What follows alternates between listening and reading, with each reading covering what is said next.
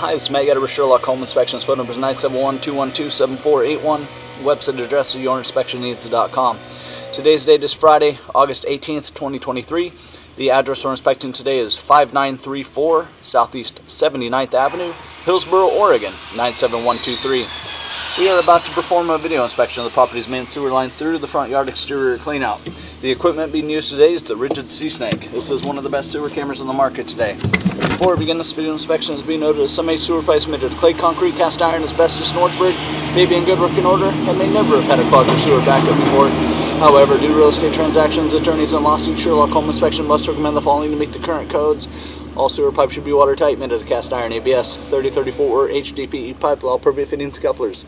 All sewer pipes should be free from breaks, offsets, separations, tree roots, bellies, and party sewers. Sherlock Home Inspections recommends replacing any sewer pipe that does not meet these specifications. Here we go. We are in 3-inch ABS plastic drain piping. We are running some water from the guest bathroom sink to ensure that our pipe is watertight and is going to remain watertight throughout this inspection. Upon entering the cleanout, we start diving straight down into the ground, and we're still diving. Here we are finally pulling out of it now. So right from the get-go, we like the pitch in the pipe, pretty strong downhill flow. At 7 feet, we're going to transition. So this signifies a few things. This signifies transitioning pipe size. So we're going from 3-inch pipe into a 4-inch pipe. Signifies transitioning pipe materials. We're going from ABS plastic into 3034 plastic. And then lastly, we're transitioning into a branch off the city lateral piping. And even though we enter into city lateral piping here, technically all of this will be buyer-owner responsibility throughout the entire length, start to finish. This is the most common area where we will see a little bit of standing water. It just seems like there's a tendency to go a little bit flat in the piping as you transition. It looks like, everything's flying through here pretty nice. It looks like for the most part the transition is smooth and everything just keeps on going. So overall, looks like they did pretty good there.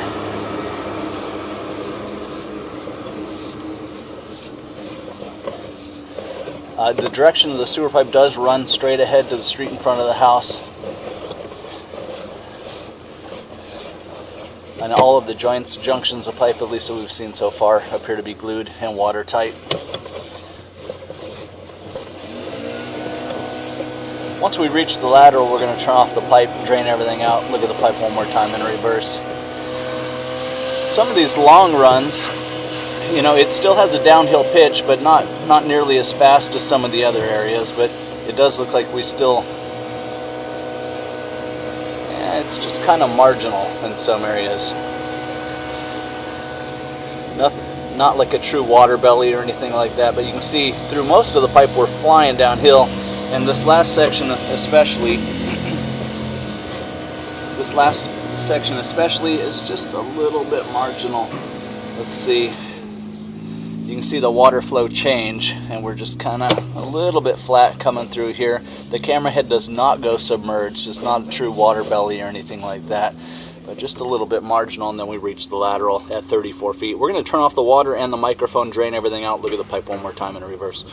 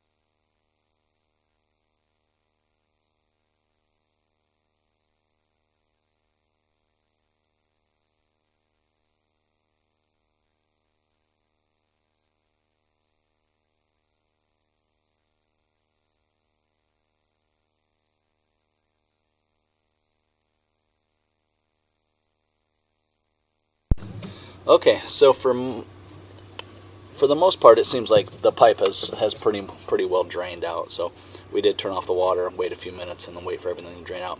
We want to look at some of these areas. Like I said, the last run up the line still has a downhill pitch, it looks like, but it's just a little bit marginal. So we're going to look at that area with the water off. The hopes is that you turn off the water and everything just goes ahead and drains right on out of there, and then of course your drain piping is drain piping, and it's draining and it's doing what we need it to do. So here we are looking at the area with the water off.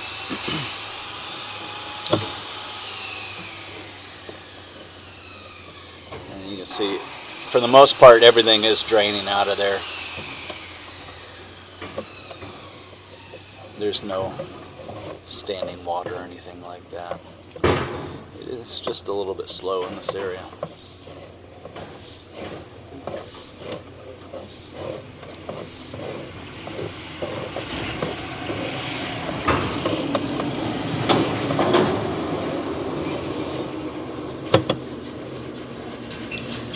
See, when you get back in here, everything is flying through.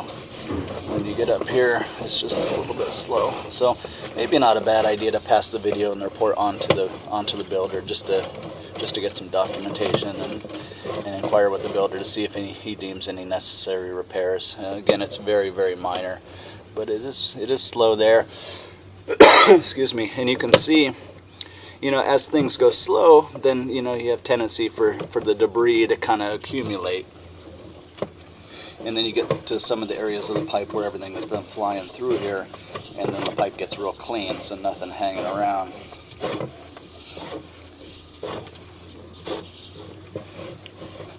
I think at this point, for the most part, the sewer pipe is doing what we need it to do, though.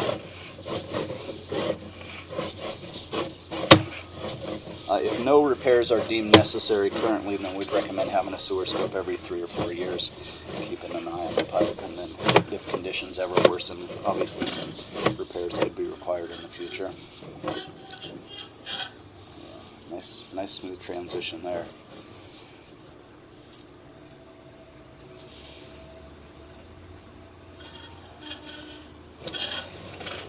Alright, so just strictly as a precaution, again, the sewer pipe looks to be in working condition. As a precaution, I would pass the video and the report on to the builder just to see if he deems any necessary repairs. If none are deemed necessary currently, then the pipe would be considered in working condition, and we would recommend monitoring, having a sewer scope performed every 4 years, and to just take it in 4-year increments.